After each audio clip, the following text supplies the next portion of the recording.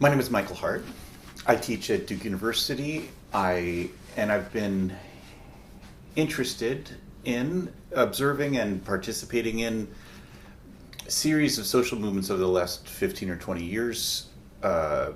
Certainly the globalization protest movements, alter globalization movements, at least from that short season from Seattle in 1999 to Genoa in 2001, and now maybe more significantly or more interestingly, at least, these series of encampments and occupations that started in 2011, or maybe even in December 2010 in Tunisia and Egypt, continued on in Spain starting May 15th, the so-called indignados, so the encampments in Spanish cities, a variety of other locations I would link together with this, the encampments in Syntagma Square in Athens, the tents in Tel Aviv during the summer of 2011, all of this in some ways arriving at Occupy Wall Street in September of 2011. But what I'm interested in today, really, of trying to think through is about Gezi Park and really the challenges of post Gezi. So what I'm thinking of here is the occupation or encampment in Gezi Park and Taksim Square in the summer of 2013, starting in May, and what the problematics are afterwards. What I'm interested in particular is the way that activists in post-Gezi, but similar to activists in Spain and in the U.S. and in a variety of other places, are thinking about the challenge of continuity. And what I mean by continuity here specifically is this, that the activists are saying to each other, that I'm also thinking, that we've been extremely good at organizing a square for a few months, and something really beautiful happened. I mean, that something really magical happened. And for the people who participated in Zuccotti Park and the other occupations in the U.S., in Puerta del Sol in Madrid, and in Gezi Park itself, recognize how magical, even life-changing it was. But the frustration is that it's ephemeral, that it's temporary, that it comes to an end. So even I'm thinking that it's discontinuous in at least two ways. One is that, like I said, we've been very good at transforming a small space for a short time. What we haven't been good at is transforming an entire society in an extended and lasting way. So that's what I mean by the question of continuity. The spatial limitation and the temporal limitation that's been posed here. But even before I answer the question of continuity, or address it, I'm not going to answer anything. Before thinking about the question of continuity, I mean, one of these things that's most distinctive about all these struggles is their discontinuity, their rupture. I mean, so that it's really a condition of discontinuity or rupture, or this is what I learned from Argentinians a long time ago, is a notion of a destituent process. That's what they call it. Destituent process instead of a constituent process. And what they were referring to primarily, I'm thinking about the uprising in Argentina in 2001, what they're really thinking is actually a rupture with the left, a rupture with the institutions of the left. And I think that's characteristic of Gezi and of all of these other occupations and encampments of 2011 to 2013. It's not a refusal of the left, but it's a refusal to simply accept the forms of politics that were given to us, which would be something like, if you don't like the government, well, then join the opposition party, or vote next time, or something like that. Or even the long-standing institutions of the left, not only the parties, the established trade unions, the established left journals, the established left intellectuals. There's a rupture with all of this, and that's what. And one of the things that's so wonderful about Gezi Park, but also about, like I said, all of these others, Occupy Wall Street, the Indignados, Egypt, and Tunisia, was that they were enormous processes of politicization. What I mean is that it wasn't just all the veteran activists who had always known how to do things. In fact, it was a majority of people who hadn't been involved in politics before. And that's what I mean by discontinuity or rupture, which is the basis of it. I mean, that's the first thing, is a break. And so I would say it's even a refusal to accept that the notion that the way we can transform the world and transform our politics is simply to conduct a kind of working within the existing institutions, even the oppositional institutions. So a first moment is a destruction of the institutions, or rather an exodus from the institutions. That's the way I would say these occupations and encampments, like Gezi Park and Taksim, it's not so much that they went about destroying the institutions of the left. They just forgot them. Like, it's just, that's what I think is a kind of exodus. Like, let's just move out and do something different. And okay, so we start with an exodus, a destituent process, a kind of rupture. A rupture both from the regime, that's the most clear, but like I say, also a rupture from the ways of doing politics on the left. But that isn't in itself satisfying. That's what I'm recognizing. You know, that's what I'm posing here as the problem. Only a rupture is not enough.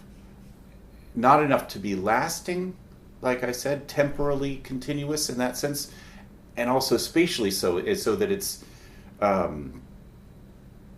so that it can transform the entire society and not just be restricted to a limited population. One way I would say that seems useful to me in addressing the challenge of continuity is first to recognize the international or transnational character of what's been going on.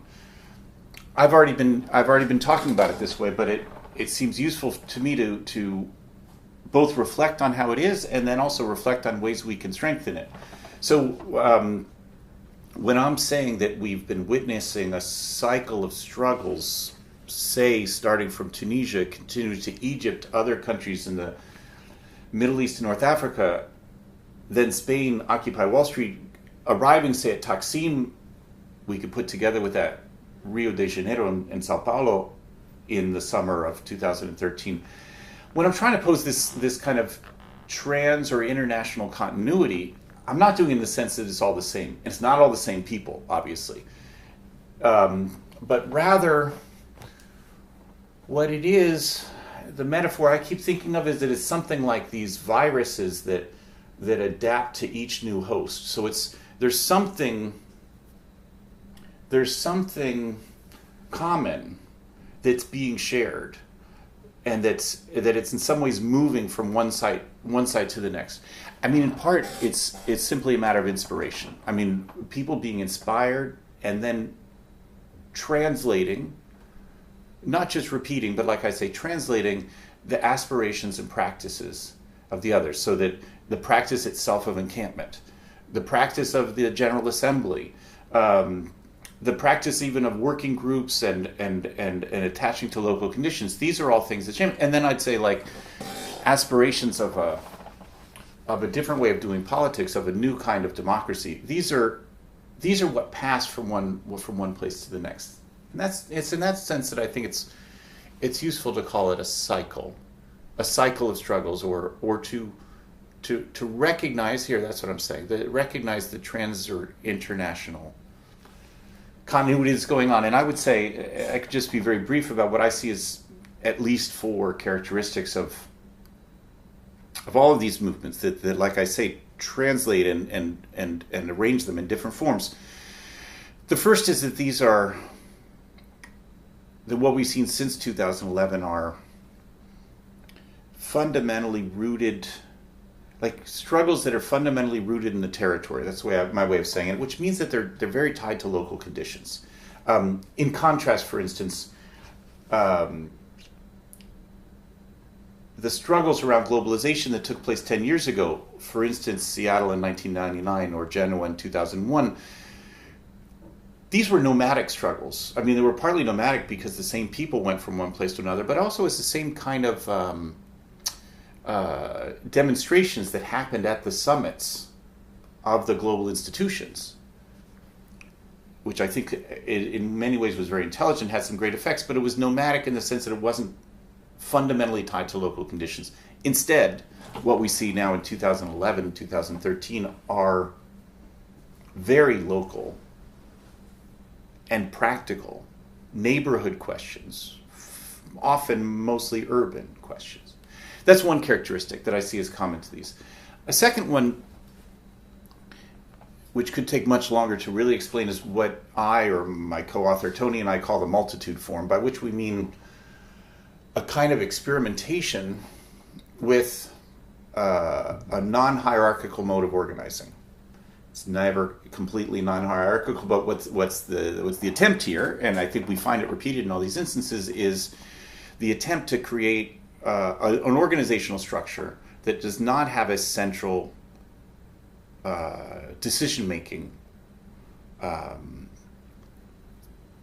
structure or committee or instance. So there's not the charismatic leader. There's not the central committee or central party structure that dictates what our line is and what we're going to do and how we're going to be coordinated. Instead, what's often called leaderless, I would prefer to think of it as a new form of leadership, but in any case, a horizontal structure in which different groups, often with different agendas, certainly with different traditions and cultures, manage to act politically together, to cooperate in the space. And that's what I mean here by the multitude form. So that in Tahrir Square, for instance, it's clear on the one hand that there were no leaders, or there was no single leader, or there was no party that stood behind the encampment in the square.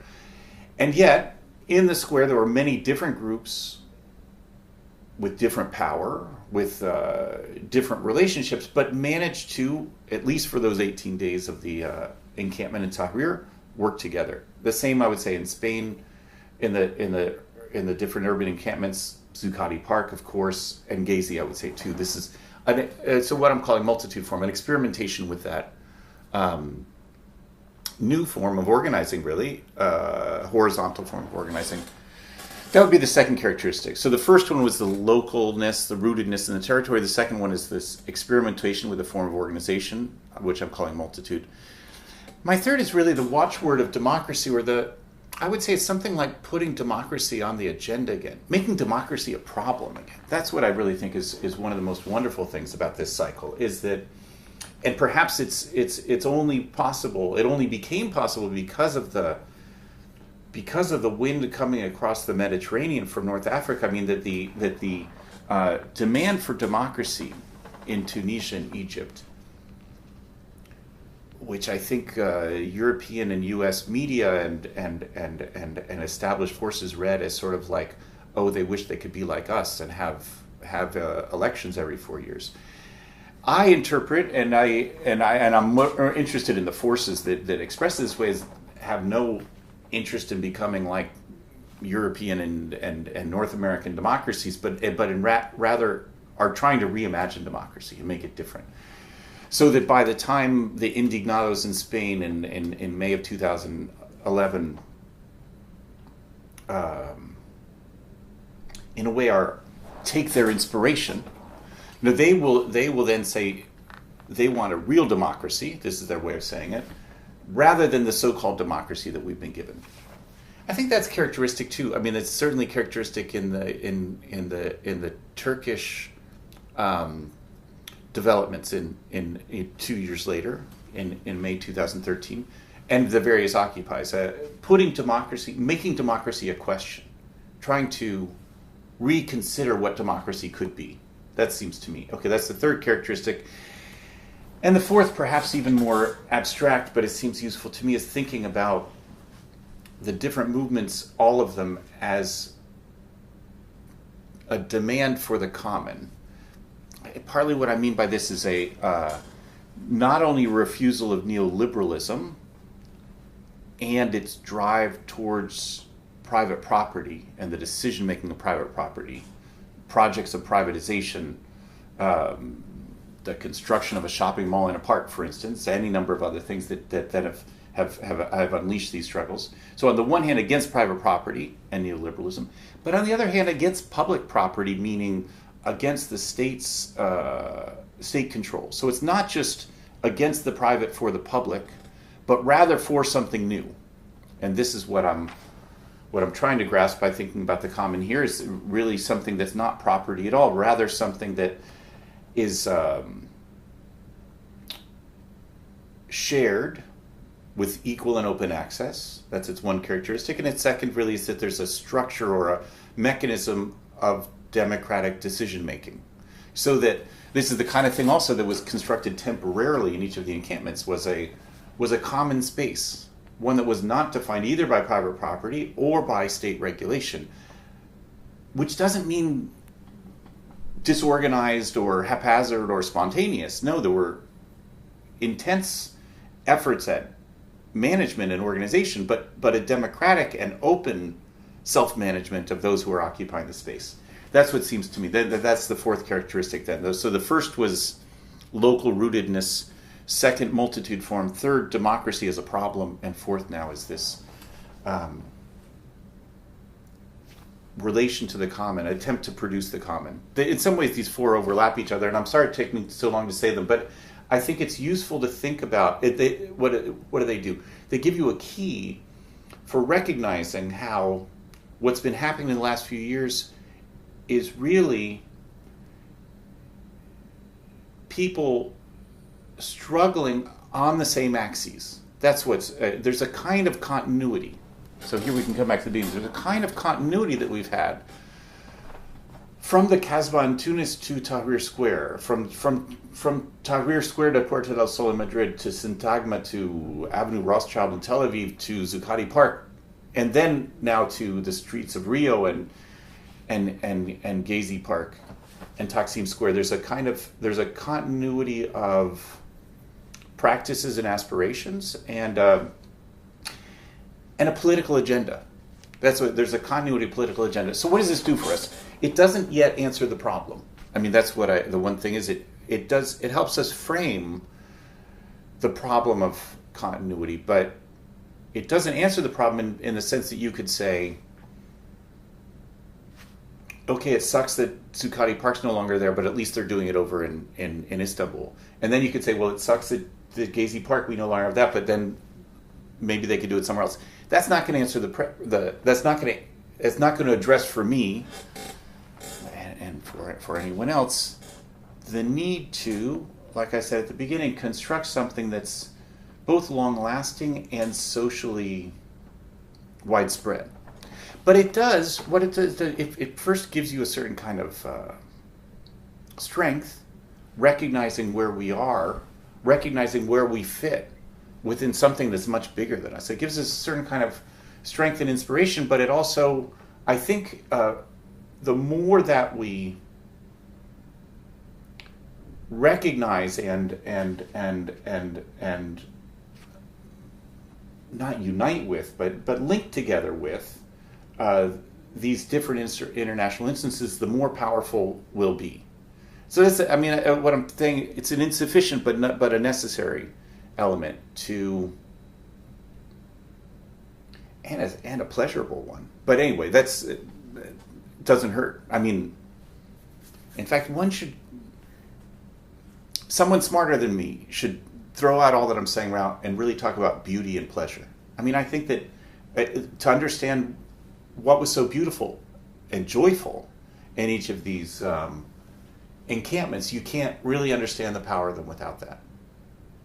But okay, let me go back to my boring political stuff. So that there's I think recognizing the international, transnational, extensive continuity of these struggles is a fortifying and it's strengthening. It strengthens us.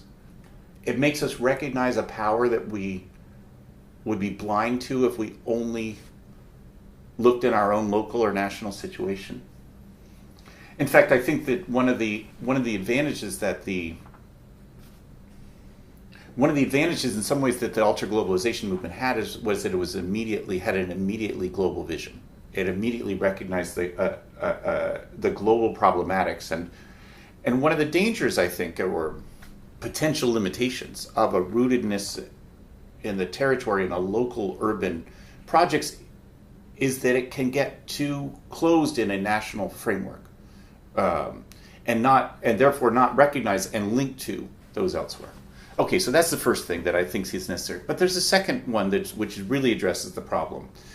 And maybe I took a detour in a way through the international because it's so difficult.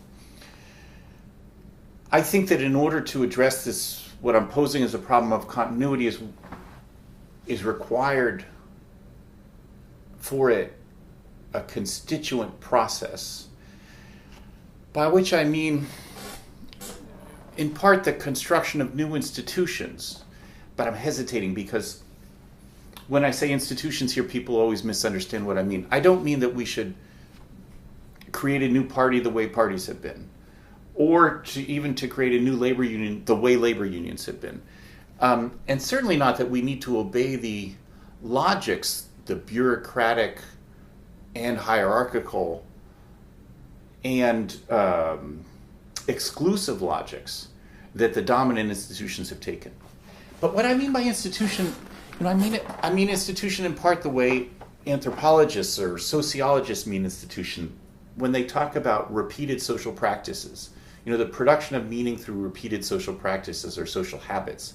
I mean, that's what an institution is. An institution is something that you can come back to, that you can reproduce and that anyone can come back to. That's the kind of thing that I mean. So in that sense, the General Assembly is an institution. Many aspects of the encampments were the constructions of institutions. Think about the library. Think about all the different food services, even the protection services. These were kinds of improvised but powerful and unfortunately restricted and local and temporary constructions of institutions. It's that kind of constituent process that seems to me has to be conducted further. Yeah. So when we say, it's a commonplace, at least since the '60s on the left, that you say the serious leftists have to take a long march through the institutions if you're a serious leftist. Well, in some sense, I think that's true. What I'm saying here is that there has to be a kind of, what I mean by this constituent process is a creating of lasting, functional, in this sense, open and democratic relationships. But there's another way in which that term is used that, my first reaction is just fuck you. But because if what that means is that, first of all, we have to listen to our elders, but the other thing is, what that really means too is that we have to accept the institutions as they are and work within them, so that we should be not so naive to construct something new, but we should just go and work for the next election to elect the party that, although we hate them, they're at least in the opposition, something like that. Or similarly with all the different institutions we now have. I'm all for transforming institutions, but I'm worried that the long march through the institution gets lost, and it's like getting lost in the woods. Whereas I think that what we need is this. What I mean by constituent process is a construction of institutions, or a way of institutionalizing. Here's what I really mean. But I think we need to find a way to make repeatable the beauty and joy we experience for a month. We need to make that last. That's it. So then you're saying to me, "Oh, Mike, how do you do that?" I don't know how we do that, but that's what we need. And so could it make sense to you to say we need to institutionalize that experience of joy? I like that expression, that phrase, because it could seem incongruous. Institutions aren't joy. Institutions are boring repetition. So what we need is an institution of joy. An institution of, and I'm saying something relatively specific here. We need an institution of that joy and that beauty that we experienced during those months. I mean, so it's something it's something real that happened that we need to find a way to make lasting. I think for me that I can only give whatever indexes, and I should only give indexes too. It's my general feeling when one comes to this point in a discussion, being an intellectual as I am, I don't know if I even deserve that name, but is when you arrive at the point when someone's going to ask you, or even you ask yourself, like, what is to be done, I think the first thing you need to do is step back and say, well, look, what are people already doing, and start from that. And so I think that's a good advice in this current instance too. What are the indexes that the movements themselves have developed? What is it that emerged? What is it that was so powerful that it emerged in the encampments and the occupations themselves? And then see the way that could be knit together in lasting structures. So that's where I would start. The kind of indexes I would start. I would start with, for instance, the structures that articulated the local demands of each of the encampments. So for instance, one of the most powerful things in the post May 15th movement in Spain, the M15, was about and has been about the questions of debt and the mutual, like the money you owe on your apartment. What do you call that thing? Mortgage. There you go. The anti, about mortgages one can't pay, about debt for housing, etc. These are very local neighborhood structures that have continued. In some ways, strike debt in the U.S. too has continued some of those issues in very practical and local ways and fortified them. I would say the same things with each of the other 4 points I said before. So, for instance, about the multitude form. What were the aspects, or what are the aspects of a open and democratic or structure that can be continued? For instance, even the General Assembly form itself is something that could be articulated and developed. Similarly, with the question about democracy is at a much more theoretical level, but it's not like a theoretical level like people should be only talking about it in universities. No, on the contrary, I think these are the kinds of concepts. These are the kinds of concepts that really only get fleshed out or given real meaning in collective, often activist discussions. So what do we really mean by democracy? Like, what would a real democracy mean? And even thinking back, of reflecting on what happened in Gezi and what are the contours of a democracy that you could see from Gezi, that you couldn't see and that you can't see from the ruling party or even the other parties. And then the fourth, for me, the richest, is this question of the common. In what ways can property, and what kinds of practices can we develop and make sustainable, what I mean by lasting, that would open spaces not only to make them public in the sense of controlled and regulated by the state, but open them even further, meaning to make them susceptible to collective democratic decision making.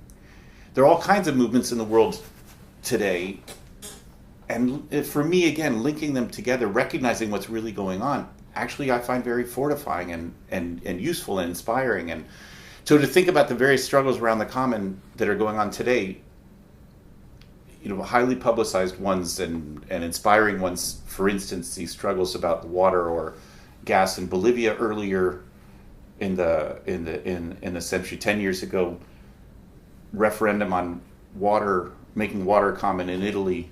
Recently, even this recent referendum in Berlin about electricity, trying to deprivatize, to deprivatize the electric system, but not just to republicize it, not just to make it ruled by the state, but finding ways that people can engage in the decision-making procedures about how energy is produced, about electric rates, about how it's distributed, etc. These are super practical. These aren't always utopian and inspiring struggles, but together with the kinds of things that have been experienced in the different encampments, knit together with that, they can make, I think, more, let's see, not only more real, more lasting, more substantial. I'm thinking of it sort of like the kind of weaving of a fabric or something like that, of different kinds of experience and different levels of invention. Those are the kind of axes that I see for the challenges and some of the processes moving forward in the post-Gezi period and in the post occupation and encampment period. It probably shouldn't be a surprise that leaders always seem so sad. Like this austere, ascetic leader who's always following duty. I mean, even Che Guevara always seems very sad, tragic, austere. Like, I wonder what would mean, and I think these two things are related. I wonder what it would mean to rethink leadership in the key of joy. Something like that. And it goes together for me with a separate question, or at least it starts from a separate place, which is, do leaders always have to be individuals? Like, can we think about a leadership of the multitude? Which I don't mean like a leadership of the multitude as object. I mean leadership of the multitude as protagonist. How can we think leadership in the plural? That's the question. I mean, because I think always we've been given the concept of leadership, and this is what we're meant to take for granted, that leaders can only be one. Like either the leader as the charismatic individual, Martin Luther King, Gandhi, etc., or the leader as the party, to which some individuals, speak in its voice or something. But it has a unified agenda. It has a centralized, point of dictation or leadership. So what would it mean to rethink leadership together? And I guess I'm assuming here that I don't think we can, or I don't think it's a good idea to just abandon these concepts. Like either the notion of political structure and institution or the notion of leadership. Like to just, I understand wanting to refuse and flee from the traditional structures we're given. In my mind, the traditional parties, but a variety of the traditional institutions, even those on the left, and the traditional structures of leadership, which can be horrifying and boring and counterproductive. But to flee from them, I think, shouldn't lead us towards a notion of that we don't need organization, even that we don't need leadership, that we don't need the structuring of our working together. I mean, the cliche, but it's a useful one in the U.S. that's often brought up. Even I think some people haven't read the essay; they just cite the title as from the feminist struggles in the 70s and 80s. This essay by Joe Freeman called "The Tyranny of Structurelessness," in which, with the idea that in an unstructured political environment, which is refusing hierarchy, that in fact surreptitiously new and many times worse hierarchies are going to spontaneously evolve. I do think so. Even in line with thinking about that, I do think we need to